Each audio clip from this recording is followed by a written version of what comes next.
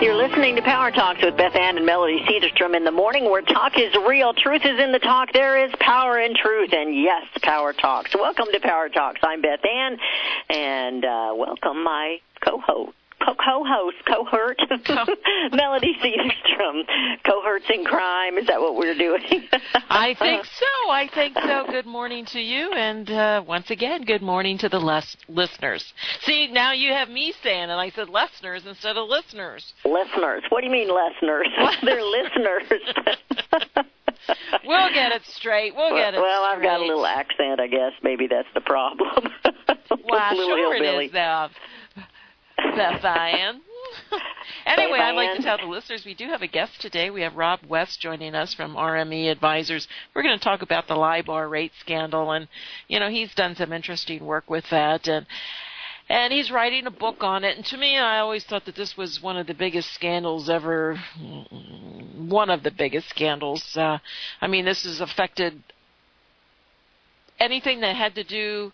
80%, 90% of anything that had to do with interest rates globally was affected, and yet nothing was ever, few people, get fined. I think one guy goes to jail, and everybody knew about it, even little Timmy Geithner.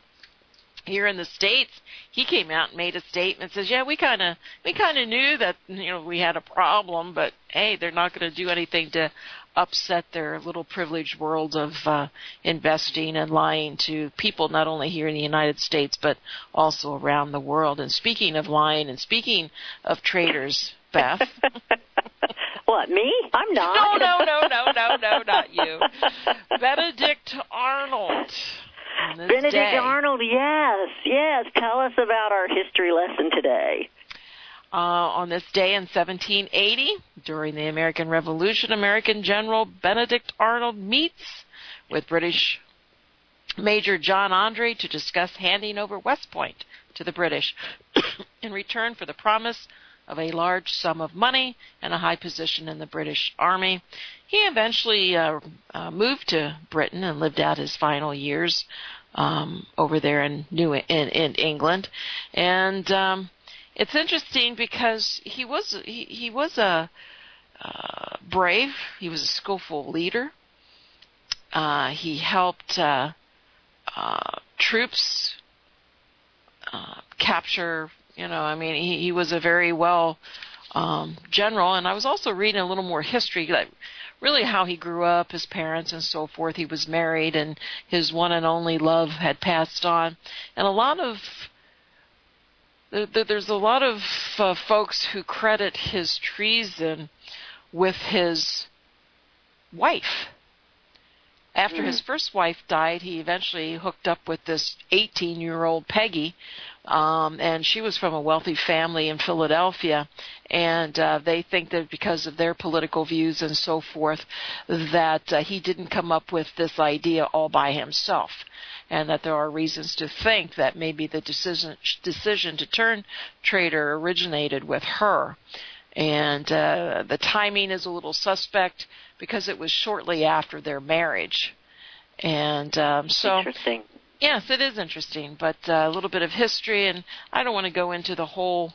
We'll have to make a future decision if we want to go into and talk about the whole history of Benedict Arnold, his life, and so forth, and how he got from point A to point B. And but in this day, 1780, he met with Major John Andre. So this is not when he was hung. This was the day that he committed the treason. This is the day he committed the treason. This is correct. The plot was foiled, and we all know that he was at one point in time an American hero, but the plot was foiled of his treason, and of course now he is associated with the word traitor. So.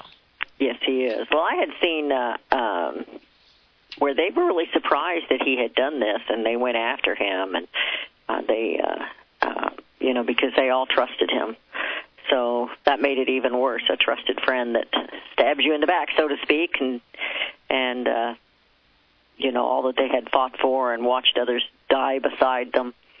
So, yeah, it's a very interesting history and story, and I didn't know about his wife being behind it. The women do have a big influence on the men, so we got to be careful. She regarded his wife Peggy, and again, this is his second marriage, and she was much younger, and regarded the revolution as a disaster from the start. She was from a wealthy family in Philadelphia, the elite, and the war had initially forced her family to flee from Philly, and it reduced her father from a high standing to to something little less than a commoner, and so she began to despise the revolutionary government. And now that government was also now trying to destroy her husband. So she knew what she wanted. She knew how to get it. And her father initially refused to allow her to marry Arnold. But, she was spoiled. She had her fits, her hysteria, and, girls can usually get what they want from their fathers. I mean, it's well, I didn't have it that if you're easy. daddy's little girl, but so interesting story. But yes, he was a man of he was a hero at one point in time. So it is interesting, and of course, I think that right now we have D.C. occupiers are. Congress is a group of Benedict Arnolds. I believe they have turned on the Republic. I believe they have sold America out, and some of the things that are coming down here in the last several months have we won't get into those, but I think it's proof that we have been bamboozled. We have been asleep at the helm, and we are going downhill to lose our liberties if we don't wake up and start running the opposite direction towards the battle. And the anger, we laughed about the term Rocket Man. Well, that's all they're concentrating on with President Donald Trump's speech, and they're more angry at him for saying Rocket Man than they are at Kim Jong-un this morning, just threatening everybody with bombs. I might have disagreed, but I certainly didn't think that was the main portion of it. No, you didn't. No, you didn't. I said we disagreed on the term Rocket Man, whether it was a good thing to do or a bad thing to do. I got a little chuckle out of Nikki Haley and what she had said when she was they were trying to back her in the wall and get her to turn on the president. She wouldn't do it. She said, it's caught on. She says everybody out here, the other nations, they're calling it Rocket Man now. but I'm talking about the lamestream media. That's all they're talking about, and nothing else. And anyway, I see most of the D.C. occupiers, especially those that are screaming for socialism, like you said yesterday, they need to be kicked out because they're not a part of this government. They're not a part of the Republic. They're actually in rebellion against it, and so they shouldn't be representing it and taking an oath to uphold that which they think is faulty. Anyway, I see the whole bunch of them as Benedict Arnolds. They really are anymore, and with an exception of a few. There are a few that I absolutely, but it's probably a matter of time for that. But no, anyway, but they have this big discussion with this Obamacare now and so forth, and it's folks, they need to get they're not doing it because it's the right thing to do as far as repealing it or giving it to where the premiums are affordable for people, making these insurance companies do what needs to be done, taking the corruption and the fraud out of the system. Or they're not fixing the problem because they think that it's for the American people, what's best for them. They're doing it mainly for their political standing, for their political for the next election. For the next election. Absolutely. For the next election. For them to get 50 votes, they have to do it with 50 votes. Well, that expires by the 30th. And yes, you did have President Trump, basically tell McConnell that, he's a wimp, he's a wuss, he can't get anything done. And, I'm sure McConnell got a little, well, I'm going to make sure this gets done. And, our timeline is running short. We only have the 30th until September, before it expires from 50 votes that they need, and it goes back to 60.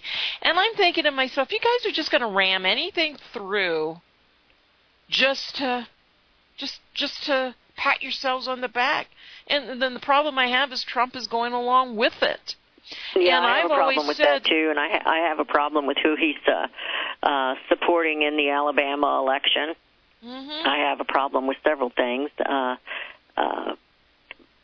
I see the obstruction that's gone on, and if nothing else, it has revealed the swamp and the creatures, because it's not just the Democrats. Everybody was thinking it was just the Democrats. I think they're the worst of the lot. Well, I don't know if they are or not. No, I think the Republicans are. Yeah, I think that the wolf in sheep's clothing is far worse. Because here we elected them thinking, well, they mean what they say. I didn't really think they did, but they mean what they're going to say. What they say. They're going to repeal this, and of course they get up there and they don't. They hem-haw around. Oh, it's just not as simple as you think. It's more complicated. And it takes time, and we're done. We're out of time. You're out of time. That's what we should be telling them. You are out of time. Well, they they truly messed up when Obamacare came into law way before it actually became law, because you had parts of it were already into the system when they finally passed the big deal. I got canceled from my insurance company after they said, oh, no one's going to get canceled, and my premium rates have keep rising and rising and rising. If they were going to repeal it, they should have repealed it from day one. They never should have left little parts of Obamacare become law before the actual big bill became law. Now that it is law, and if they just repeal it, there isn't anything. It'll take years for them just to repeal it. You are going to have people with existing conditions, but that was always the case. If they had an existing condition, you'd pay for it, but the premiums have totally gotten out of control. So what do Americans think? A company, an insurance company, of course, I don't like insurance companies. I'm just going to say that out loud. But insurance companies, they're taking a gamble that you're not going to get sick, and you're gambling that you are right. going to get sick. Right. Basically. So when you have a pre-existing condition, it's not good business for them to take that gamble with you without charging you more. I get that. Yeah. But the American people don't. Well, I shouldn't be punished for this. Well, it's not a punishment. This is business. This isn't health care. It's insurance. And that's what people don't get. They're not trying to bring down the cost of health care. They're trying to control insurance companies. Mm-hmm. And they're trying to become the one provider. They're trying to take us to socialized medicine, where the government's in control of it, and we know how well they handle everything they're in control of. Well, the thing of it is, they're not asking why these premiums are so high. That is probably the biggest argument. Why are the premiums so high? Why do the premiums jump 60 and 100% a year? That is... that needs to stop. So what they're trying to pass through, my whole point in this, I believe, was they're just doing this for, just for their elections. Just for the next election. And, they're lying about it. That's what I have a problem with. They're lying to the American people about this, what they plan on doing. And it's not much that they're doing, but they're looking to repeal, $243 billion? Well, you know what? That sure will help the tax reform. And again, as I said time and time again, they have to reform, they have to repeal this Obamacare in order for him to do any type of tax cuts. And that's why hear music. It's another reason why it's back in the news. I hear music, and when we come back, we're going to have Rob West with us, and we're going to change up the conversation, but I think we'll be just as heated. You're listening to Power Talks, and the number to call is 717-300-1218. That's 717-300-1218, and Melody and Beth Ann with Rob West. We'll be right back. Hear it first on FirstAmendmentRadio.com and FirstAmendmentRadio.net. Gold and silver is tremendously undervalued. Global demand vastly exceeds mine supply by more than 60% annually. There is little in the financial world more certain than a coming explosion in the prices of gold and silver. The U.S. dollar continues to lose value and respect as the world's reserve currency. Our nation faces challenges on many fronts, and a day doesn't pass without another economist bringing forth warnings of impending economic calamity. There has never been a better time than right now to acquire physical gold and silver. Discount Gold and Silver Trading was founded on the principles of truth and honesty. We believe in providing a quality product, quality service, and most importantly, competitive pricing. We provide all forms of precious metals, including American gold, silver, platinum, and rare investment and circulated coins. Silver bars, rounds, and 90% silver bags are on hand for the silver investor. Gold self-directed IRAs are available. Call Discount Gold and Silver Trading at 1-800-375-4188. Toll free, that's 1-800-375-4188. Visit crosstheborder.org, CROSS, crosstheborder.org, to get your print, EPUB, or PDF version of Nicholas Arthur's new book titled When the Third Temple is Built. That's crosstheborder.org. When it comes to prophecy today, much of the evangelical Christian world has their eyes on Israel, waiting and watching to see when the third temple will begin to be built. The plans are drawn. The Jewish people are eager. Most evangelical Christians today believe that the rapture will happen before the third temple is built. Hi, I'm Michael Yuji. I was taught that Daniel's 70th week was in the future. Is that really what the Bible teaches? Have we searched the Scriptures and found this to be true? Why is it so important for a reestablished Israel to build a third temple in Jerusalem? Is it necessary to build a temple on the same location already occupied by the Dome of the Rock? Is it necessary for sacrifices to take place in the temple on Temple Mount? Is there really a rapture followed by 7 years of tribulation? What is the New Testament temple? Can we identify history and prophecy? Who is the first beast in Revelation chapter 13? Who are the 7 kings in Revelation 17? I have asked all these questions, and I have found Nicholas Arthur's new book, When the Third Temple is Built, answers all these questions and more, using Scripture to interpret Scripture. The Bible says that no prophecy of Scripture is of any private interpretation. Nicholas shows us in his new book, When the Third Temple is Built, how the Bible interprets prophecy and not man's private interpretation. Visit crosstheborder.org, CROSS, crosstheborder.org, to get your print, EPUB, or PDF version of Nicholas Arthur's new book titled When the Third Temple is Built. That's crosstheborder.org. Years ahead of the dominant media, FirstAmendmentRadio.com and FirstAmendmentRadio.net. Power. And we have returned. You're listening to Power Talks with Melody and Beth Ann in the morning, with Melody Cedarstrom and Beth Ann in the morning, where we believe in truth and power in the truth. And we are back, Melody. Well, it's great to be here, and we have our guest today, Rob West from RME Advisors, and he's going to talk a little bit about the LIBOR rate fraud and maybe the convictions and some of the class action suits that are stemming from the courts. Good morning, Rob. It's early for you. Good morning, Rob. Melody. Hi, Beth. How are you? I'm doing good. How you doing? It's all good here. Great. It's all good. Yep. So where would you like to first start, Rob? Would you like to tell us a little bit about the LIBOR rate scandal? And it's been out of the news. It's been out of the news. I mean, we've got all kinds of things we could listen in the news between storms and whatever, politics and Trump. But anyway, the LIBOR is a very important topic, and it for people that don't know a lot about it, LIBOR, L-I-B-O-R, is a term that explains the what the London Interbank Offered Rate is, L-I-B-O-R. And that rate is used predominantly to set various other interest rates for all types of loans. And here in the United States, London Interbank Offered Rate, coming from London banks, has been a precedent for the prime rate and various other loans, from car loans to mortgages. And it's been manipulated, and I've been writing a book on it. Doing some research, I find that the fraud, the rigging of the rate has been going on since 1991.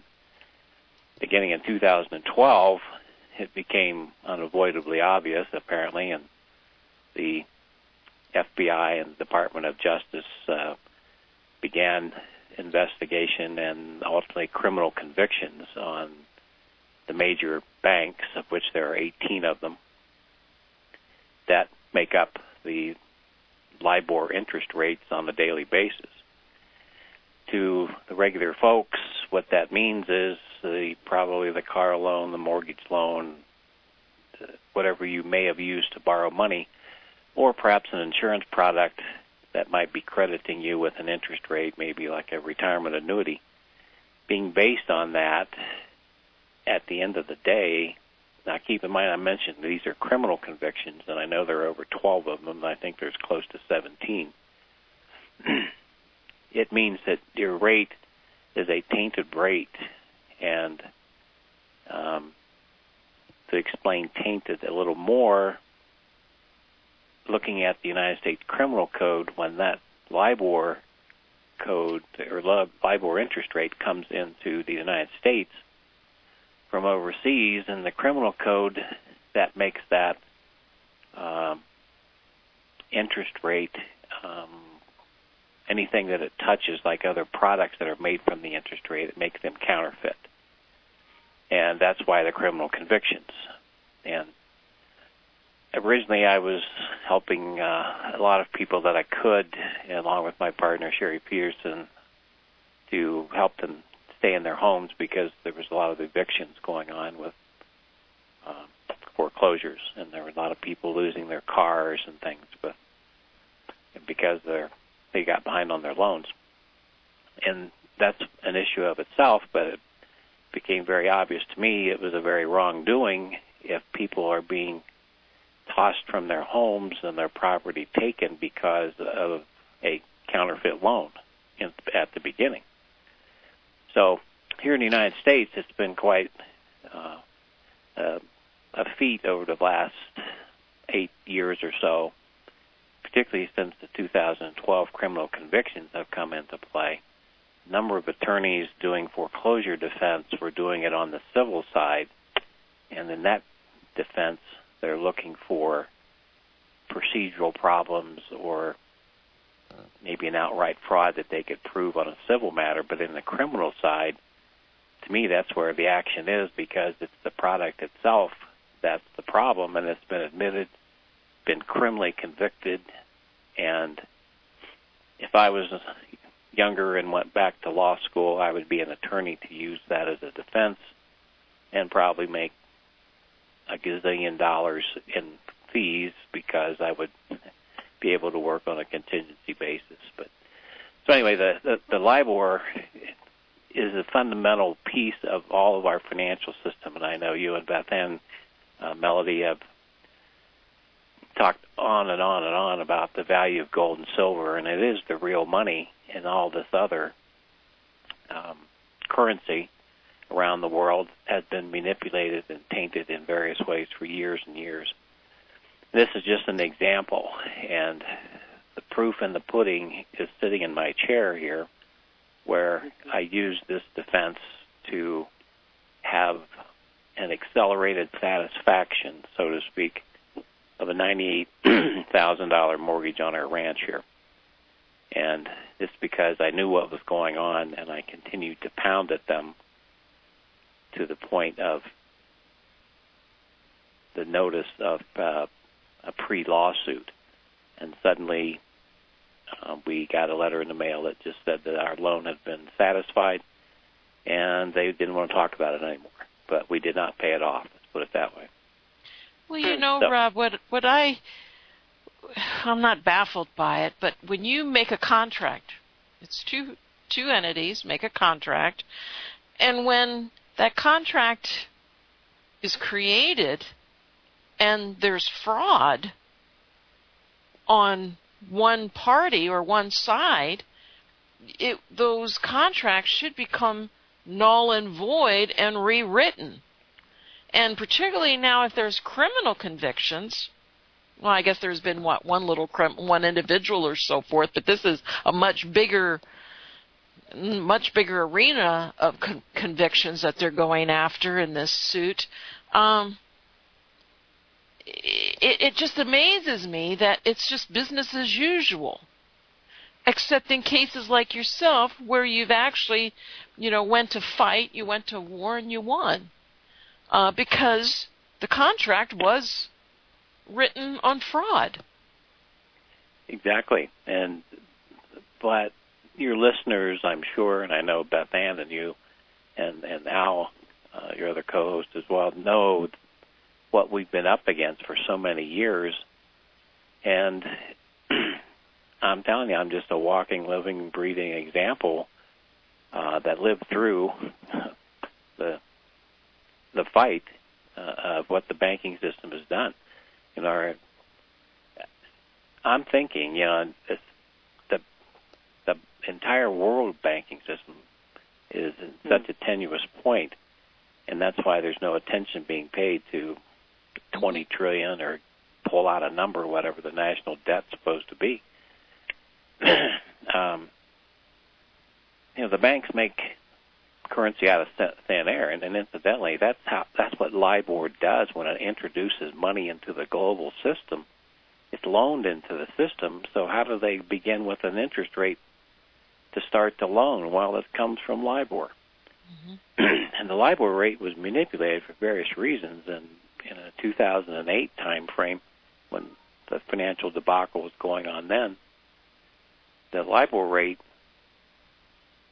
was being manipulated to bolster the position of banks in the consortium that was making the LIBOR rates available. So if you have 18 banks that submit every day what they think they would charge for a one-day loan to a one-year loan, and then the top 4 and the bottom 4 interest rates are thrown out, and then the ones in the middle are averaged. That's how they come up with the LIBOR rate. And Credit Suisse would do a favor, for Barclays, and back and forth, and that's how this LIBOR rigging was going on. And 1 or 2 little basis points on, billions of dollars is a big figure. Yep. But at the end of the day, it created fraud on everything else that money created. Mm-hmm. But when it got here to the United States, it became a criminal offense because it was a fraudulent counterfeit beginning to your loan.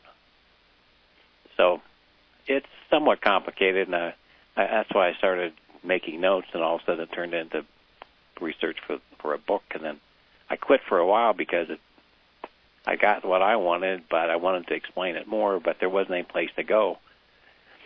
And the reason I think we're on the call is there's a class action suit about this very thing in the Southern District Court of New York, of which people could, if they would desire to look into it, become a member of that class action and get a financial compensation for having tainted products. So I'm in the process of making that claim myself, and it's a big thing if you have a business loan, a mortgage, a student loan, a credit card. It's all subject to this fraudulent component, but no one sent you a letter saying that, hey, Melody, that loan you had for your car, we think there might be a problem. You might want to get in on this class action suit. No one sent you the notice. How do you know if yours is involved in this? I can send a link to the email. Okay. There's a website that has a proof of claim, and it'll explain everything that I'm telling you. Okay. I emailed Melody last night with some information that needs to go along with that. But Barclays was forced by the New York court to put up a website to collect information for the claim. Okay. I've got that email. Do you want to give that website, or is there a contact? Who, if the listeners are interested, and you know, class action suits, I mean, does it cost people anything? No, it doesn't cost. Now, keep in mind the class action suit primarily is designed for products that the Wall Street investors purchase. What isn't explained in if you qualify or not is the products that Wall Street purchased, which are the tainted products that's eligible for the claim. The products themselves are made up of your loans. And like I mentioned in the email to you, it's like a baker baking cookies. It doesn't matter what kind, if they're chocolate chip or whatever, a common ingredient is flour. And the cookies are the obligations that Wall Street is getting remuneration for. Those are the cookies. You and I own the flour. The flour are really the components that make up the cookies. So our loans are the components that make up what the people on the Wall Street claims are getting financial remedy for. So, you know, if the cookies are tainted, the flour is bad. Okay, we're the guys that's got the flour, but nobody called and told us that that was the situation.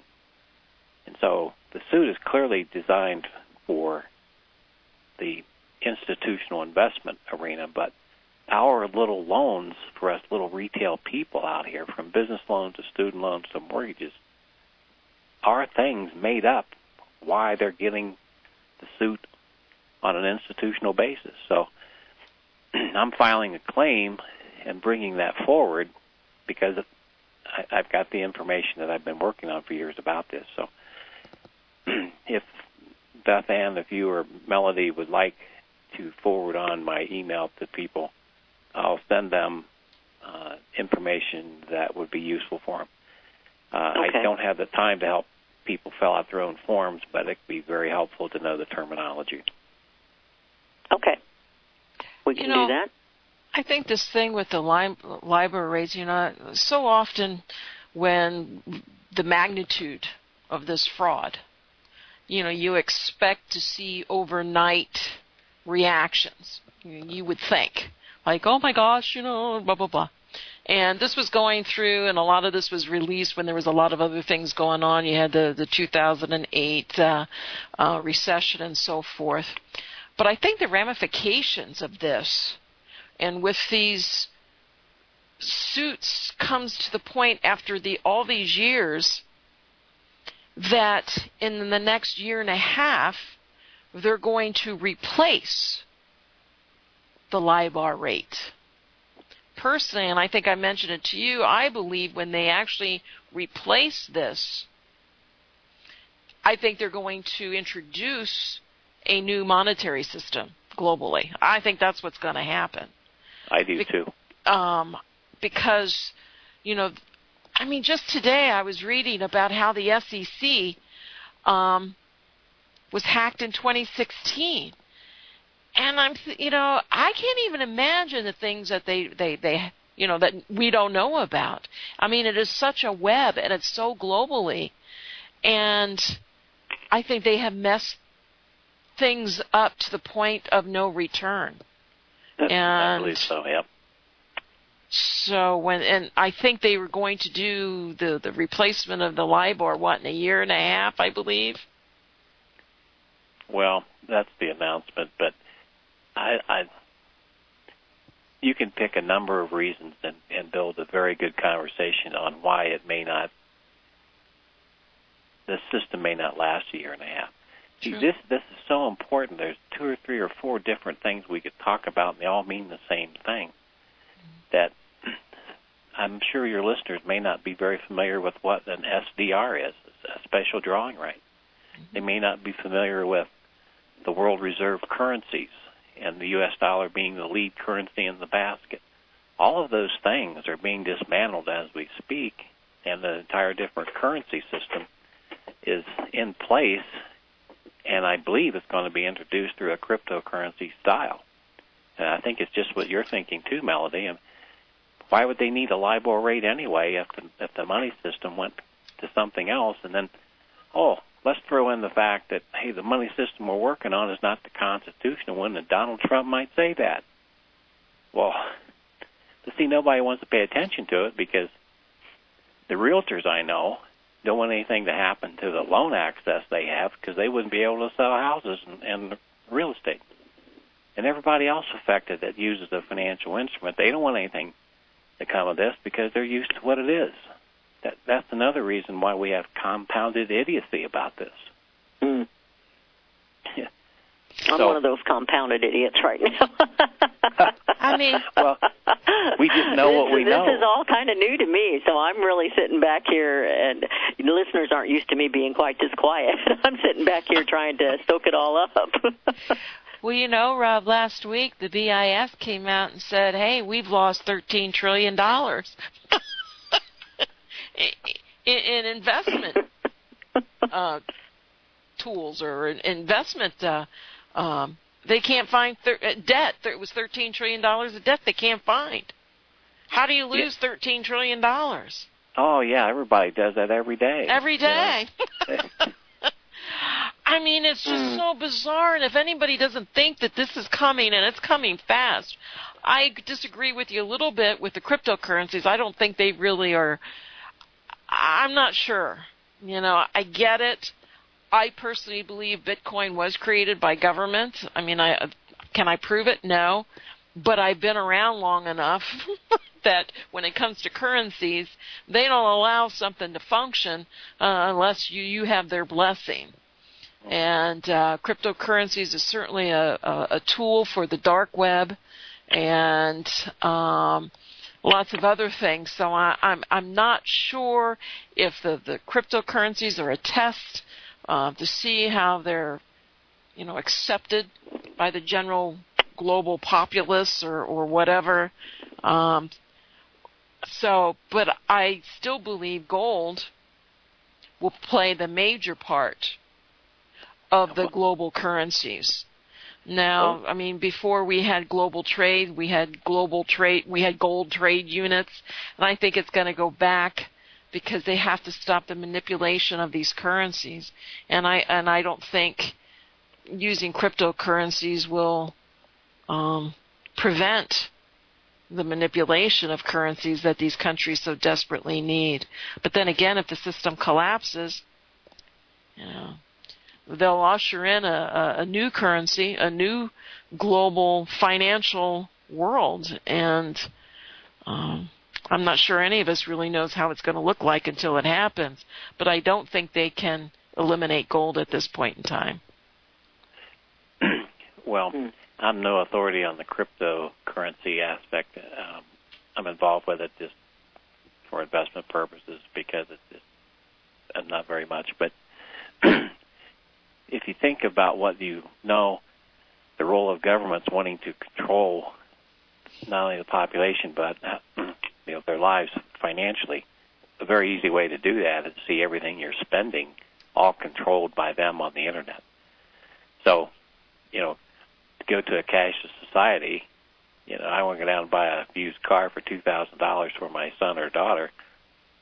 I couldn't make a cash deal if it was cryptocurrency. I mean, everybody'd have to know, well, where did he get that money? How did he do that? It's all those privacy things. And it's just kind of spooky, but I don't think we should lose faith in what we can really do. Maybe domestically maybe they could incorporate the crypto domestically, but I think for global trade, I think they will need to have that because they certainly don't want the citizens to own gold. Because when you own gold, you are independent of their system. That's why, people just don't get how important gold is to own. So maybe the cryptos would be forced domestically, unless you had your way to do your gold and so forth. But for global trade, I think it will be gold. I think it'll still have some sort of a basket, and gold might be in there 10%, 20%. It's not going to be 100%, but there will play an important part because I still believe gold will be a bigger scandal than the LIBOR scandal. Of course. Because and Go ahead. everything you guys stand for, talk about, and keep your listeners informed about. I mean, it is so true, but not to be mundane about it, but the globalists, those who are running the banks, and therefore running the world global system financially, they know that too. And to be able to manipulate the gold down to areas where they can buy it cheap and store it and store it and store it, I think that's what's going on myself. Mm-hmm. Oh, I agree with you. There's been, and you can't have high stock market prices with high gold prices. I mean, that's just not going to happen. Unless we get some hyperinflation and they both take off, like in Venezuela. I mean, that country's fallen apart, but their stock markets were hitting record highs. I mean, it's just, it just shows the two different worlds, and it's. You don't want to be in that paper world. If you want to be on the streets looking for food, don't buy gold. But if you want to be able to have your food, you better have some gold and silver. I know. So, as I can, I'd be happy to pass along information to people on the internet or, by email. And I encourage them to really look at the possibilities. That there's a timeline of December 21 now that you could file a claim and get in line for some financial benefit. Once your claim is submitted, it'll be reviewed. Whether you'll get $5 or $50,000 for your claim, I don't know what the criteria is that they're going to use to make the award.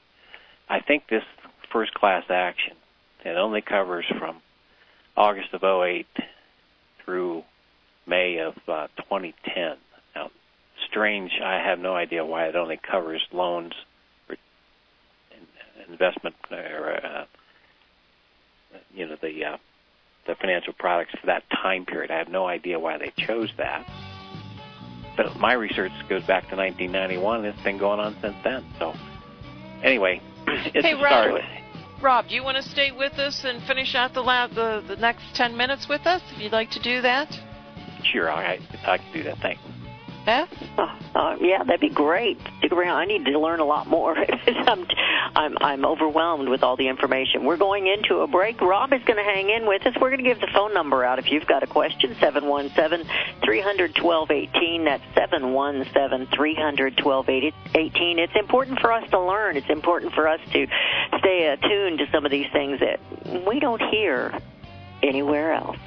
You're listening to Power Talks with Melody and Beth Ann, and Rob West is with us today, and we will be right back. The Civil War did not end slavery, but it did put over 8 million black and white Southerners into the bondage of poverty. The Kennedy twins. Hear it first on FirstAmendmentRadio.com and FirstAmendmentRadio.net. Since the beginning of time, kings have sought it, nations have fought for it. It has been traded, it has been borrowed, it has been purchased. It has been stolen. There's a reason for it. To secure the blessings of liberty to ourselves and to our posterity. Invest with the security of gold and silver. Call Discount Gold and Silver Trading at 1-800-375-4188 or visit discountgoldandsilvertrading.net. Listen to Financial Survival with your host Melody Cedarstrom right here on FirstAmendmentRadio.com at 4 p.m. Eastern or 1 p.m. Pacific Time. Visit discountgoldandsilvertrading.net or call Discount Gold and Silver Trading at 1-800-375-4188. Toll free, 1-800-375-4188.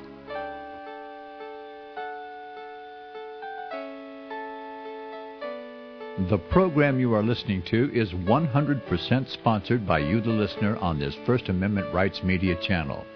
You will notice that there are few commercials on this radio network.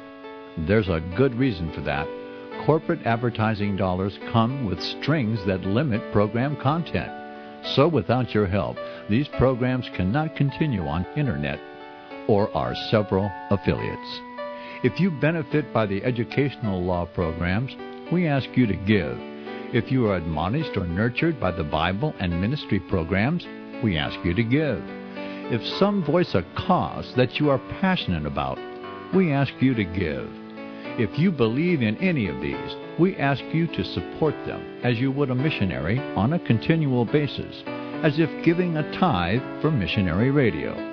These programs are not commercially viable and must be supported by those faithful to the cause of truth. Look for the button to sponsor your favorite programs at our listen and schedule pages on the Internet.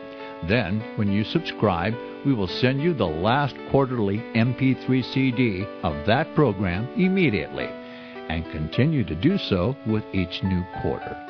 We will also give you unlimited archive access to all of our programs. We're asking you to give much less than a tithe, so that you may also send support directly to a particular program host, cause, and anywhere else the Spirit may lead you. Do all to the glory of our God and Creator, for His holy nation, the only kingdom that will last forever. Thank you for listening.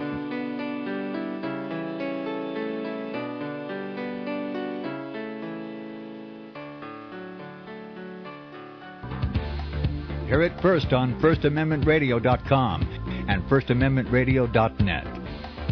Today with us, Rob West, and we've been talking about something that's way over my head, Rob, and that's the LIBOR. So I've been trying to sit back and listen and try to figure out exactly what's going on. Now, my simple little brain is going to ask a question. LIBOR has basically infiltrated into our loan system, our credit system. Is that correct? I don't know if I'm saying that right. So if we've taken a loan or a mortgage out on our home or something else, land or whatever, how is that connected to LIBOR? It's a rate that they have leaned on for that loan, and of course that is bogus. It's fraudulent. Am I understanding that part correctly at all? You got the main part of it for sure. Okay. So if we took out a loan on our home, say, now there you were saying 2008 to 2020 and to now, or 2008 through what? What did you say? 2008 through that they're looking at the dates. Okay. The dates I mentioned are only relevant to the LIBOR-based instruments from August 2007 to May 2010 in the class action suit that's now active from the Southern District Court of New York. In the New York, okay. But I mentioned that my research tells me, and this has been going on since 1991, so a whole lot of other things are affected, but this suit just addresses that small time frame. So if your loan was before that time, are you just out of luck as far as finding out anything about it, or taking any action on it? No, you're not out of luck at all. What is in luck, I guess, is this suit is a very public display of what I've been talking about, and others, by the way, I'm not the only one, and it publicly validates the LIBOR problem, but this suit, it being a class action, only deals with that time frame and only deals with the merits of the suit itself. And so if your loan or mortgage or whatever was taken on before that time, you'd have to start your own class action lawsuit against it. You can't join the one in New York. Is that what you're saying? What I'm doing, and others can do as well, is join the one in New York and throw whatever you're doing into that arena. See if some of the $120 million or more will be awarded to you because you're part of the class action problem. But for individual people, particularly those that were damaged more than others by losing property, they would want to see this information and use it as best they can for their own personal tort lawsuit against the lender. And my thinking is, so many more people are going to know about this, and if they have it in the proper framework, it will not likely go to court. You will likely be offered a settlement if you keep your mouth shut. Okay. You know how they work that, right? Mm-hmm. Yeah. Interesting. You're right. We seem to live in a pretend world, don't we? Don't you think so, Melody? Our fiat money isn't really real. It has no backing. These loans here, they're being based on fraudulent numbers, and it seems like we're just. Are we somewhere over the rainbow? Only there's no rainbow. It's just crazy. It really is true. I mean, we live in such an illusion. They have propped us up. But, we can go, you talk about history, you can go back to, it's always been the bankers. They've always, stripped, the citizens of whatever they could. They had the collapses. They rejoin. It's not any different this time. They started in 1913, and it has been going on ever since. We can look back and we can see the various changes, what they've done legislatively, and to get to the point where we are today. And now it's just going to grow until it collapses, and I think we're at that point of collapse. Mm-hmm. And this certainly is a way for those in that time frame that you can sign up. What does it hurt? What does it matter? If you can fill out the forms. Are the forms difficult to fill out, Rob? They're not difficult. However, the terminology that's used is likely a little stumbling point for the average person. And that's why I mentioned the notes I'm making as I go through my own claim form. I'll make them available as much as I can for people that are interested. But let me give our email address. And if you want us to forward this email that Rob has sent to Melody, and Melody sent to me, she's already forwarded it once, that you can please request it at powertalks@yahoo.com, powertalks@yahoo.com, and we will forward that to you, forward Rob's email to you, and then you can ask him any questions you need to. How's that? How's that, Rob? That's good for you? That's perfect, yeah. And, I've been dealing with this, like I've been in this line of thinking and business for like 45 years. So, it's why I don't ask doctors how they do surgery, because I don't do that. And so don't feel out of place if you don't have, I might ask a stupid question or something, because you guys are just so good at saying we got to get better informed, and we're here to help you do that. That's what the main thing is for all of this. And there's just so much. There's so much that goes against the American people.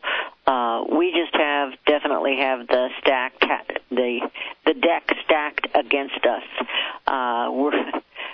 It's like Congress and all the legislation and all the craziness that they do, and they get along with the bankers very well. And they hand us these little perks every now and then. Well, you can get this loan for X amount, or for you do this or X of that, and next thing you know, you are owned by them, and here we've got one now that is based on fraudulent information. How many more of those are out there? How many other times have things like this gone down and we've just not known about it? And we're just lucky to have someone like Rob. And I know, Melody, I know you've been aware of it, but I have not. I can't follow everything. Melody does a much better job in the financial world than I do. And most Americans, I'd say, are like me. They're not ready for a collapse. I'm trying my best to get ready. I've had to start life over a few times, and I'm just not ready for a collapse. I'm just now in my youth. So only I happen to be old in my youth. It's just.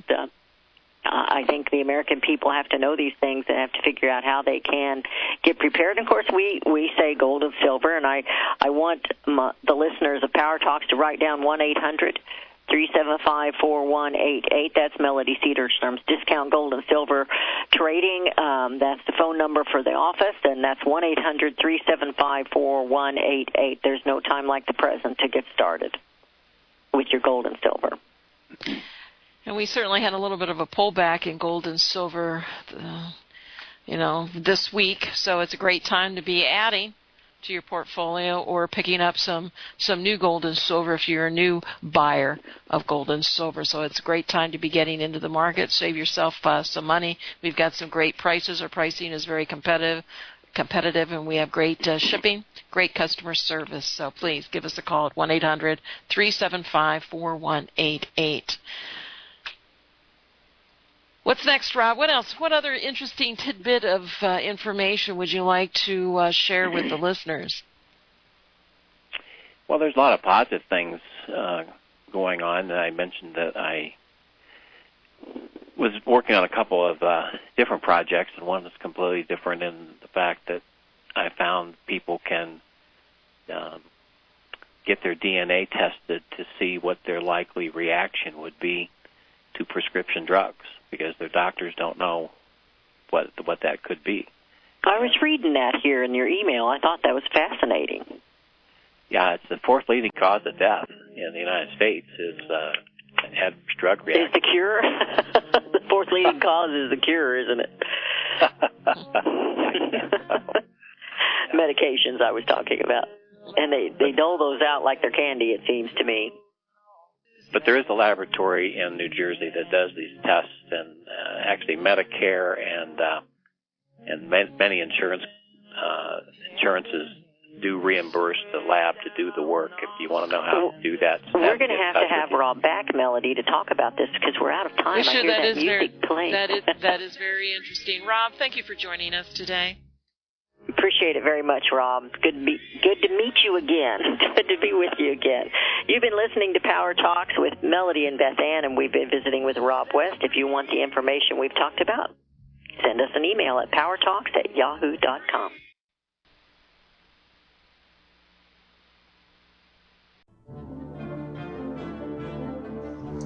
Visit crosstheborder.org, CROSS, crosstheborder.org, to get your print, EPUB, or PDF version of Nicholas Arthur's new book titled When the Third Temple is Built. That's crosstheborder.org.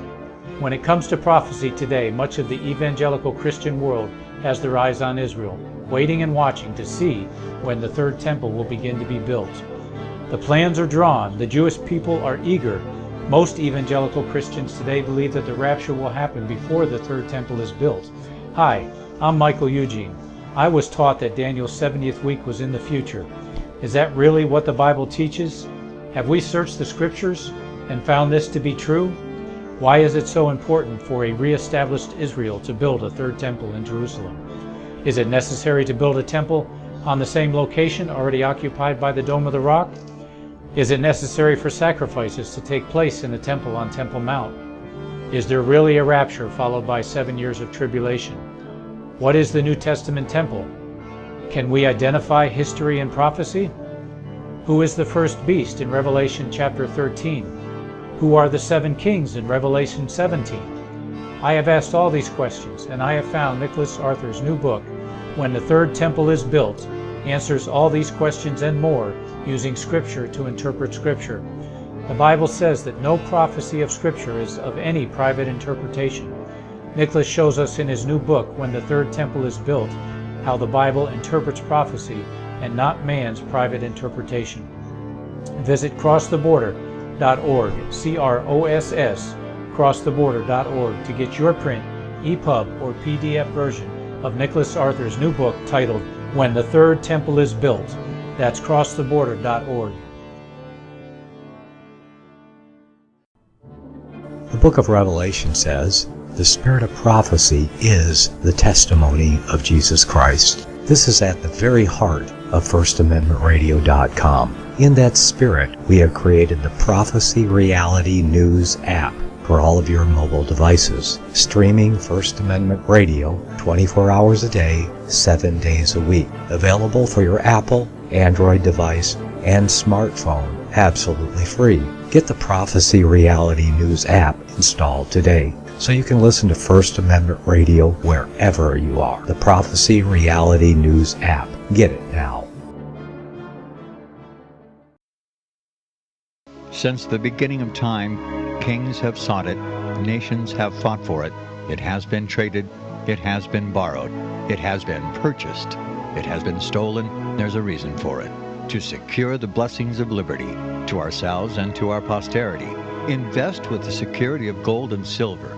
Call Discount Gold and Silver Trading at 1-800-375-4188 or visit discountgoldandsilvertrading.net. Listen to Financial Survival with your host Melody Cedarstrom right here on FirstAmendmentRadio.com at 4 p.m. Eastern or 1 p.m. Pacific Time. Visit discountgoldandsilvertrading.net or call Discount Gold and Silver Trading at 1-800-375-4188. Toll free 1-800-375-4188.